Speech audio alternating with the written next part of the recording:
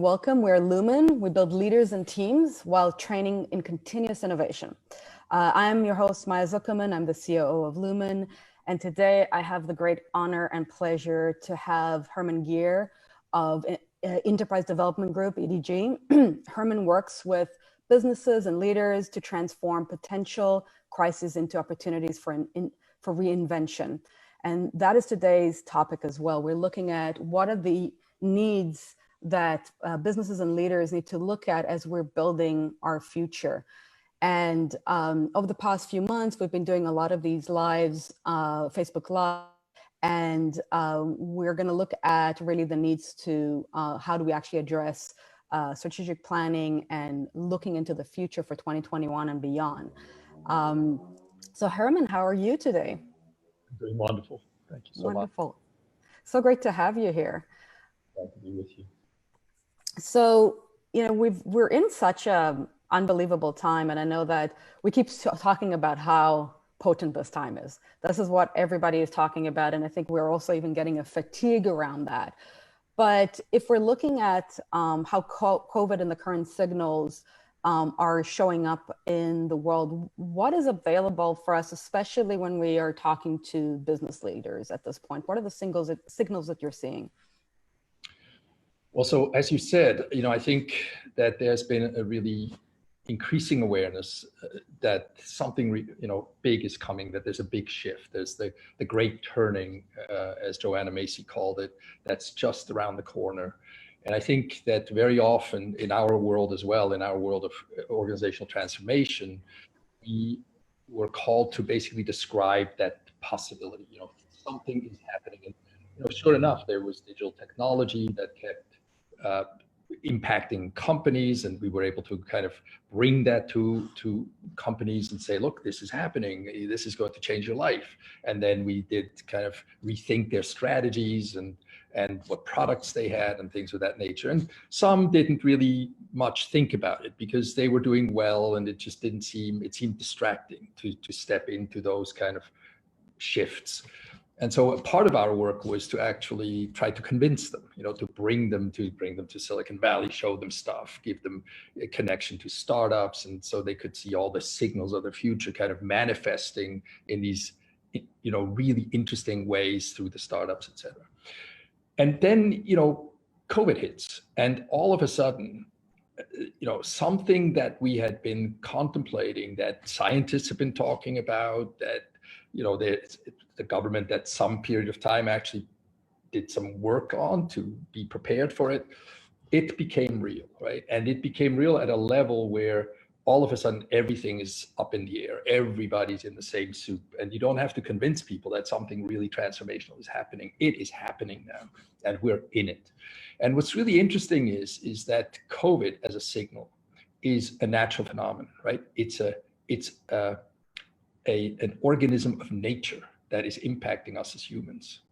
And I think that's supremely interesting because it's a precursor to all the other natural things that are coming our way that are already very present. I mean, we have a hurricane again in New Orleans, right? 2 million people without power right now, today, in the dark. And these things just keep coming. So the combination of these realities with this instantaneous reality that has all put us into this kind of moment of crisis and reaction and kind of a discovery of where our weaknesses are, but where also our strengths are to make it through periods like that, is really supremely interesting and has huge implications also for leadership.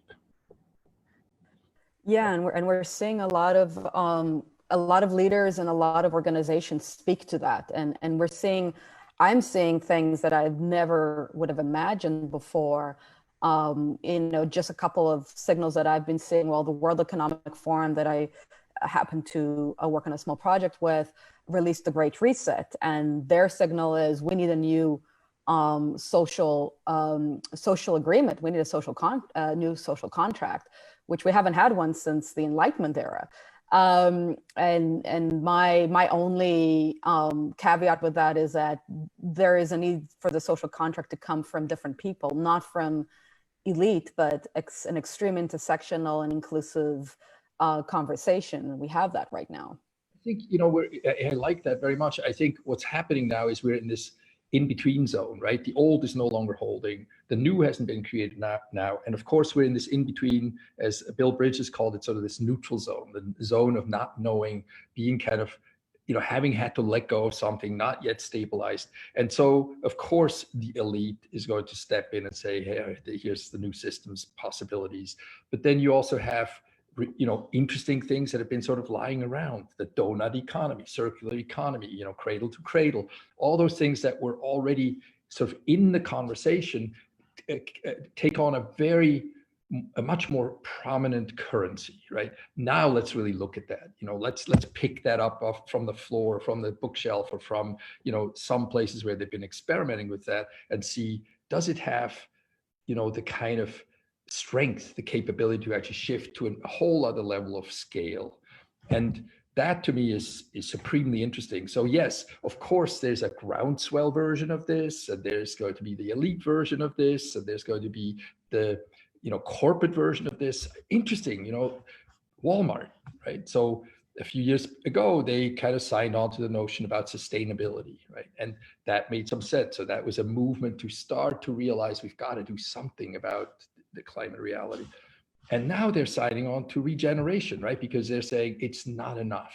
And so that's part of the signals I'm seeing, is that whether it's companies or governments or, enterprises like the Davos, World Economic Forum, or you name it, it's all kind of this interesting creative soup of trying to figure out, okay, now where are we going to restabilize? And there are risks, right? I mean, we have the populist risk, we have all kinds of not so happy potential outcomes from this moment of the neutral zone, of this sort of nothing quite holds.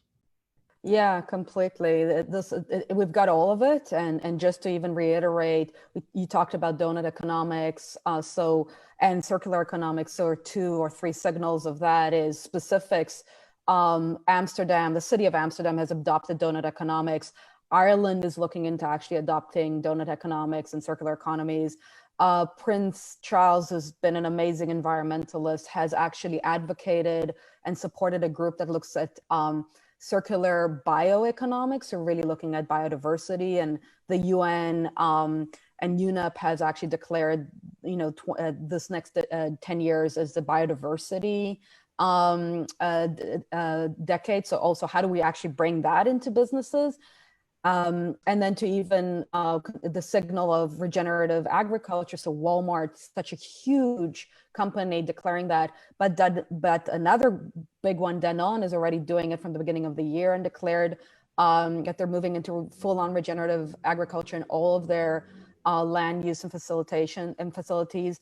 And then also General Mills. So we've got like 3 giants actually saying we're moving. So that means they're saying it this year, smaller companies are doing it. And of course, we've got Patagonia has been doing regenerative agriculture for years, but Patagonia is a poster child versus these much bigger companies that are leading the way. So, we know whatever Patagonia does 10 years before or 5 years before, the rest of the world is going to hopefully adopt. But, that is such a huge signal. So in that awesome signal, how do we actually support leaders of all sizes and of all businesses to actually look into how they create their future and also connect to that future that they're creating? Well, so I think, there's a number of things we can do. One is to join the effort to establish the new narrative, right? To legitimize the new narrative. And that's where I think signals like Walmart or Danone or General Mills, or also Microsoft and companies like that, if we look at the corporate side for a minute, if we look at the government side, there's the experiment with the Green New Deal. These are all concepts that need to be put out so that we can imagine a new narrative, imagine a new story, because we're driven by story, right? We're driven, think of Greek myths, right? Humans have always been engaged by a story that sort of defines or creates a certain kind of reality that I can find my way into. And when you have something breaking down, which is sort of this machine that has been beautifully created over the last few hundred years, right? It got us to where we are today. It got people out of poverty. It got people into health. It got people into being fed. It was a very effective machine, but it was an extremely destructive machine, right? I mean, human civilization, our society has been transformed for, probably millennia by new technology, right? Some kind of technological solution to something that allowed us to overcome some kind of natural limitation. And so always we have been transformed by technology. And now we are shifting into being transformed by this nature's coming back at us and saying, wait a minute, rethink this thing. And so the existing industrial era mythology is on the way out and has to be replaced by a new mythology. And so a part of the work we can do is to help create that new story in a credible form. And again, I'm referencing back to what Walmart's doing or Microsoft is doing with Transform to Net Zero, and all the companies that are associated with that, is that they are legitimizing a new story. So that's our job, to help create that new story. And then to work with leaders everywhere to stabilize that story, to be able to address the signals, right?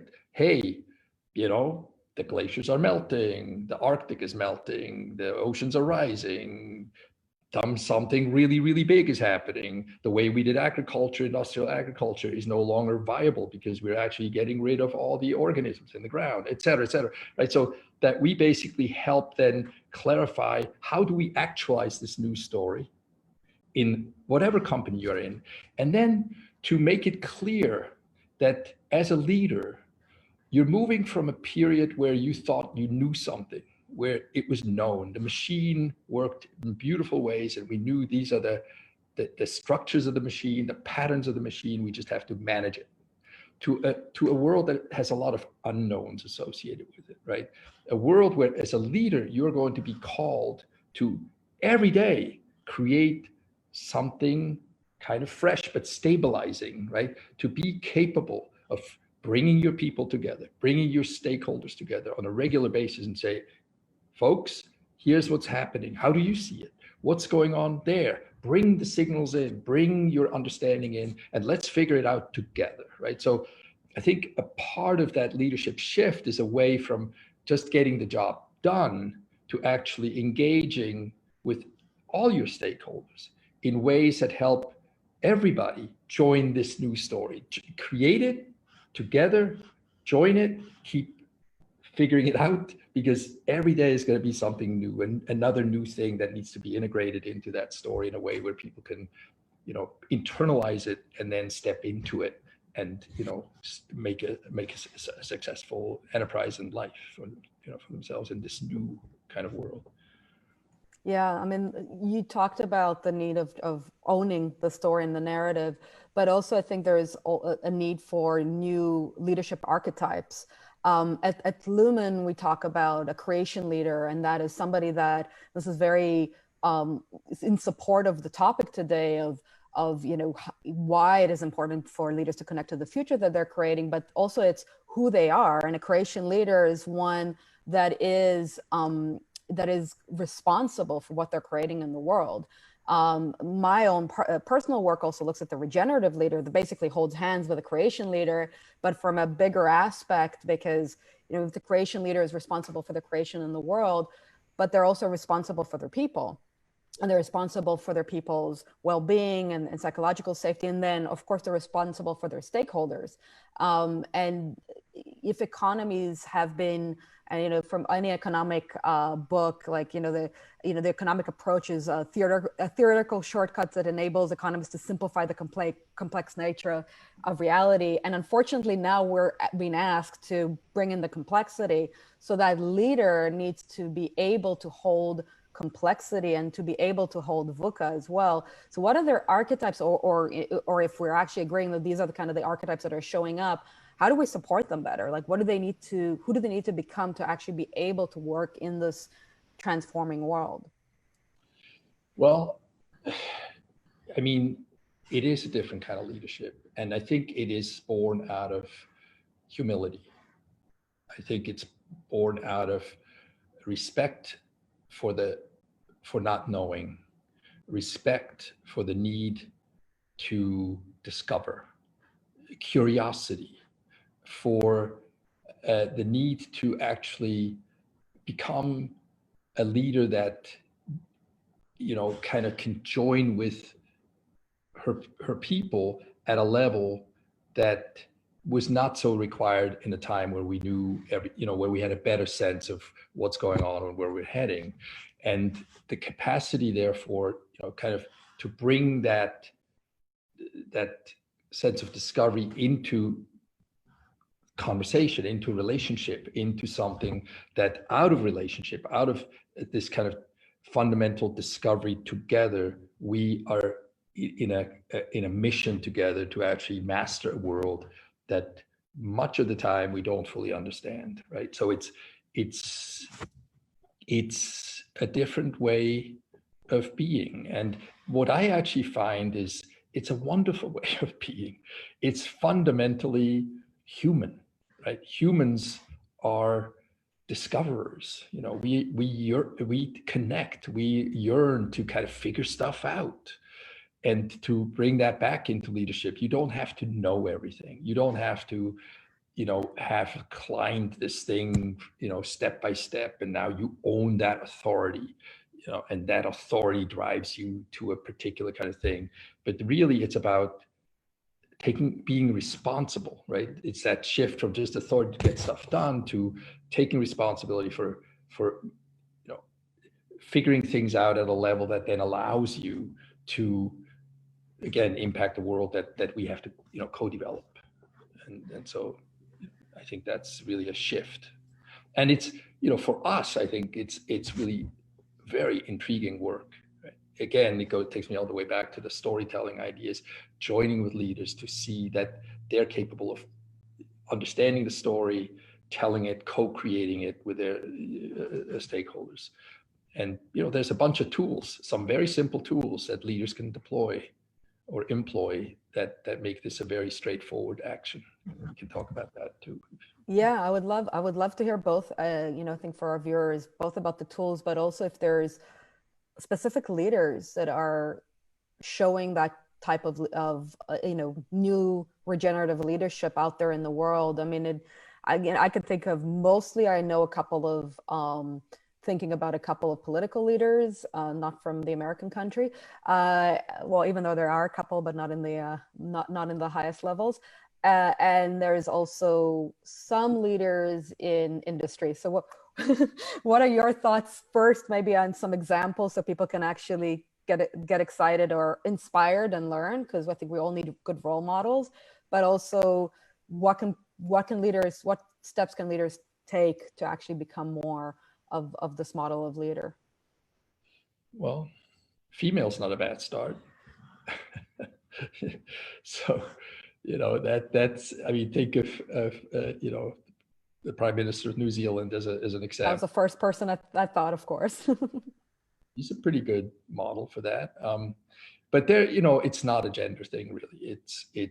It's just a good thing to remember that there's a gender quality that is more natural in that space, I think. But it's entirely learnable because, as I said earlier, humans thrive on discovery. Humans thrive on making stuff happen together, right? And so being able to do that, and that takes me through the tools, right? So you need to learn how to map things, right? Remember the storytelling, the narrative thing is, how do we create a map of the future that we can create together, right? So, you know, there's simple elements to this map that say, where's the world going, right? What's happening around us? Are we in touch with that? And you can do that in conversation. You can do that in putting Post-its on the wall.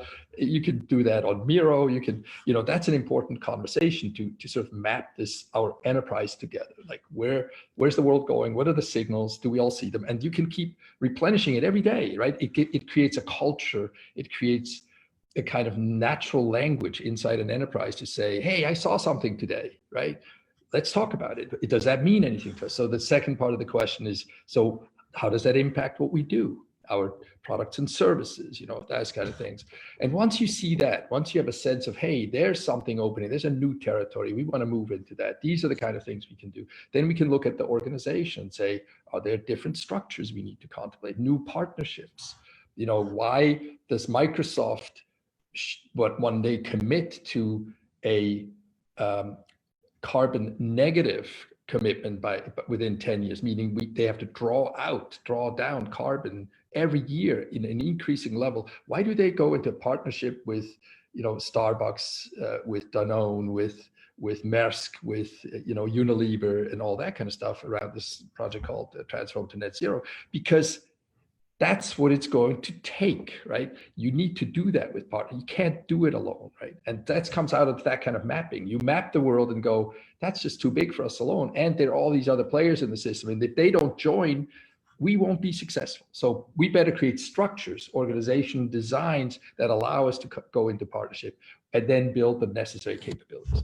So once you have that very simple orientation where you keep mapping the future, both in terms of the business and in terms of the organization, then you can have that conversation every week, every day, whenever it's right. So Google, for example, they have TGIF, thank Google, it's Friday, where they got together basically every week, and thousands of people join in to have a conversation about where are we this week? Where are we heading? That's a mapping process of sorts, right? Everybody is oriented to the same story and is participating in actually creating it. So those are the kind of things that I think everyone can start to, employing in a world that is continuously changing, to sort of create a dynamic enterprise, an enterprise that's constantly changing, but not in a chaotic way, in a way that's fully understood, in a way that is fully orienting to everyone and fully participatory. Everybody gets to play in it. Everybody asks a question, whatever it is, because we need to, again, I'm repeating myself a little bit, re-establish the narrative for now. And that gives people a sense of mastery, even if the world is challenging or even chaotic, right? It's like a ship in some kind of wild and unruly ocean. This is great and really helpful. And I know that you've got the 5 specific steps for regenerative businesses during this era. So can we, with our time remaining, can we go through those? Because I think that's a really great, easy take for people beyond what you just explained. I think that was like a first, let's explore the future and look at what the signals are. But then they're like, literally, these are the steps every company should take at the very least. I think it's a starting point. Yeah, so that's, I was in the conversation a few days ago with the head of the European Space Agency for Earth observation and with a VP from SAP. And in that conversation, it sort of became clear to me that there are basically 5 straightforward steps that companies need to do in order to effectively help with drawing down CO2, right? And the reason for that is that we must do that. It's a survival reality. We have to move into creating these regenerative enterprises that are capable of actually understanding the necessity for them to own the CO2 problem, right? And so the 5 steps that we came up with, and I would be so happy if people would engage with that, because we need to figure it out. Is it 5? Is it those 5? Is it something else? And let's enrich it. So that, to me, would be just a marvelous outcome from this conversation, is if we all can play with that. But the first step was the companies have to understand what their carbon footprint is. So we're now literally talking about the CO2 drawdown responsibility of companies in the world, where we're understanding that, we have a problem. So number 1, figure out what your footprint is as best as you can, as clearly as you can, so that you know the size or scale of the problem and the responsibility you have to actually manage that. So that's number 1. Number 2 is a challenging one, and that is figure out what your carbon legacy footprint is. How much carbon has your company put into the atmosphere during its lifetime? And that's a challenging one, because that's probably a very significant number. And it doesn't mean that you have to take it all down. You have to address it. So, because it's probably too big for you to actually take it down, right? There's no technical capability for you to do that, but it does what, again, I mentioned with Transform to Net Zero, is it puts out the target, the reality, it puts you in the role of, we are responsible for that. Now let's put together a solution. Let's work with government. Let's work with other partners. They have the same kind of problem. What are we going to do? But if we don't understand that, it's kind of like you throw out the garbage in front of your house for the last 30 years. At some point it piles up and the question becomes, hey, are we going to address this problem? We've got to address it. So that's number two. Number three is communicate that, right? Make sure that everybody understands that, A, you're open about it, you're not shy about it, you're putting it out because it gives everybody a chance to participate in how do we solve this problem, right? So then the fourth is clarify what actions need to be taken, right? And again, you're not going to have all the actions clear, but you're committing yourself to actions. Very similar again to what Microsoft is doing, what Google is doing.